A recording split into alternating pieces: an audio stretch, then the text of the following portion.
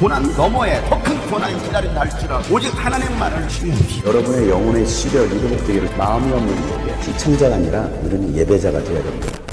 샬롬, 생명을 주신 토요일입니다. 오늘도 주님의 은혜로 살아가고 주의 말씀을 붙드는 하루가 되기를 소망합니다. 함께 나눌 말씀은 누가복음 6장 12절부터입니다. 그 무렵에 예수께서 기도하려고 산으로 떠나가서 밤을 새우면서 하나님께 기도하셨다. 날이 밝을 때에 예수께서 자기의 제자들을 부르시고 그 가운데서 12를 뽑으셨다. 그는 그들을 사도라고도 부르셨는데 12은 베드로라고도 이름을 주신 시몬과 그의 동생 안드레, 그리고 야고보와 요한과 빌립과 바돌로메와 마테와 도마와 알페오의 아들 야고보와 열심당원이라고도 하는 시몬과 야고보의 아들 유다와 배반자가 된 가룟유다이다. 예수께서 그들과 함께 산에서 내려오셔서 평지에 서셨다. 거기에 그의 제자들이 큰 무리를 이루고 또 온 유대와 예루살렘과 두로 및 시돈 해안 지방에서 모여든 많은 백성이 큰 무리를 이루었다. 그들은 예수의 말씀도 듣고 또 자기들의 병도 고치고자 하여 몰려온 사람들이다. 악한 귀신에게 고통을 당하던 사람들은 고침을 받았다. 온 무리가 예수에게 손이라도 대보려고 애를 썼다. 예수에게서 능력이 나와서 그들을 모두 낫게 하였기 때문이다. 예수께서 눈을 들어 제자들을 보시고 말씀하셨다. 너희 가난한 사람들은 복이 있다. 하나님의 나라가 너희의 것이다. 너희 굶주리는 사람들은 복이 있다. 너희가 배부르게 될 것이다. 너희 지금 슬피 우는 사람들은 복이 있다. 너희가 웃게 될 것이다. 사람들이 너희를 미워하고 인자 때문에 너희를 배척하고 욕하고 너희의 이름을 악하다고 내칠 때에는 너희는 복이 있다. 그날에 기뻐하고 뛰놀아라. 보아라, 하늘에서 받을 너희의 상이 크다. 그들의 조상들이 예언자들에게 이와 같이 행하였다. 그러나 너희 부유한 사람들은 화가 있다. 너희가 너희의 위안을 받고 있기 때문이다. 너희 지금 배부른 사람들은 화가 있다. 너희가 굶주리게 될 것이기 때문이다. 너희 지금 웃는 사람들은 화가 있다. 너희가 슬퍼하며 울 것이기 때문이다. 모든 사람이 너희를 좋게 말할 때에 너희는 화가 있다. 그들의 조상들이 거짓 예언자들에게 이와 같이 행하였다. 아멘. 오늘 말씀은 예수님께서 12사도를 선택하신 말씀과 복과 화에 관한 말씀을 기록하고 있습니다.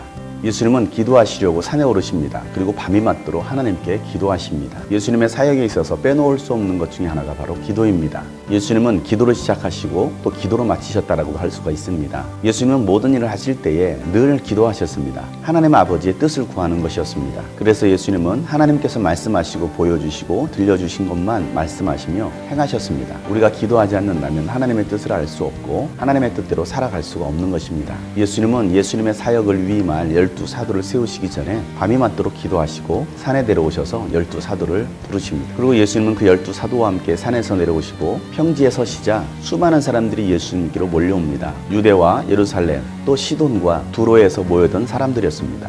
그들은 각자 인생의 문제들을 가지고 있었습니다. 질병으로 고통당하고 또 귀신에 의해서 고통당하고 있는 많은 사람들이 예수님의 말씀을 듣고 또 병 고침 받기 위해서 예수님께 몰려든 것입니다. 예수님은 그들에게서 귀신을 내어쫓으시고 병을 고쳐주십니다. 많은 사람들이 예수님의 옷에라도 손을 대려고 애를 씁니다. 예수님의 옷자락만 잡아도 병에서 나은 사건이 있었기 때문에 예수님의 옷이라도 만져보려고 애를 썼던 것입니다. 예수님의 능력은 그들을 모두 낫게 했습니다. 여러분, 예수님 만나고자 하는 마음, 예수님의 옷자락이라도 만지고 싶어하는 그 간절한 마음이 여러분 가운데 있기를 축복합니다. 그래서 여러분이 가지고 있는 그 인생의 문제가 해결되고 그래서 하나님께 영광 돌릴 수 있는 올 한 해가 또 오늘 하루가 되기를 축복합니다. 예수님을 간절히 찾고 예수님을 만나고자 하는 자들, 그들의 간절한 기대를 저버리지 않으시고 믿음대로 고쳐주십니다. 그런 다음에 예수님께서는 눈을 들어서 제자들을 보시고 말씀을 하십니다. 가난한 사람에게는 복이 있나니 하나님의 나라가 너희의 것이다. 지금 굶주리는 사람들도 복이 있나니 너희가 배부름을 받을 것이다. 슬피 우는 사람들은 복이 있나니 너희가 웃게 될 것이다. 너희를 미워하고 예수님 때문에 배척을 당하고 욕을 듣고 사람들이 내칠 때에도 너희에게 복이 있다. 그날의 하늘에서 너희의 상이 클 것이다 라고 예수님께서 말씀하십니다. 이 말씀은 우리가 잘 아는 팔복의 말씀입니다. 마태복음 5장에 보면 예수님께서 산상수훈 말씀을 하십니다. 마태복음과 누가복음의 차이는 마태복음은 산에 오르셔서 말씀을 전하셨고 누가복음은 예수님께서 산에서 내려오셔서 평지에서 말씀을 전하셨다라는 것입니다.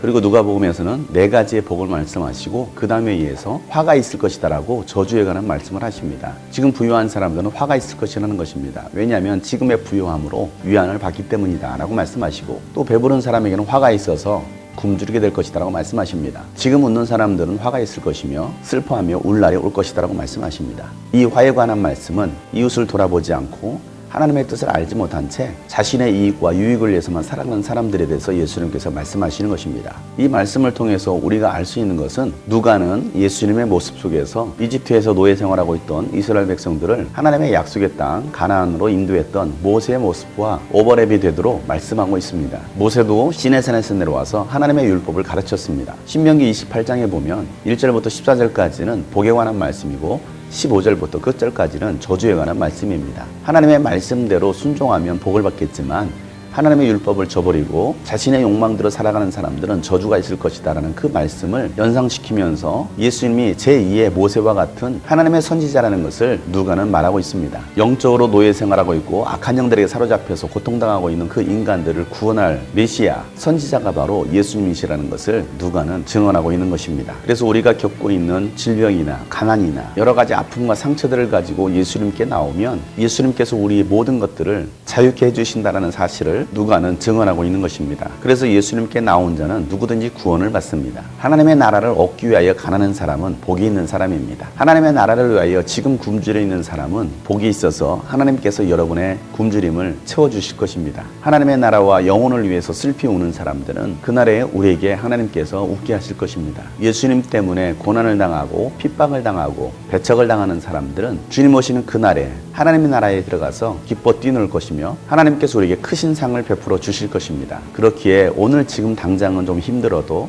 우리가 끝까지 하나님의 말씀을 붙들고 예수 그리스도를 위하여 살아갈 때에 그날에 하나님께서 여러분에게 크신 상으로 갚아주실 것입니다. 예수님께서 오늘도 여러분을 부르고 계십니다. 영혼들을 구원하고 영혼들에게 자유케 하라고 복음의 사도로 여러분을 불러주셨습니다. 그 사명대로 살아가는 오늘 하루가 되기를 주 여러분을 축복합니다.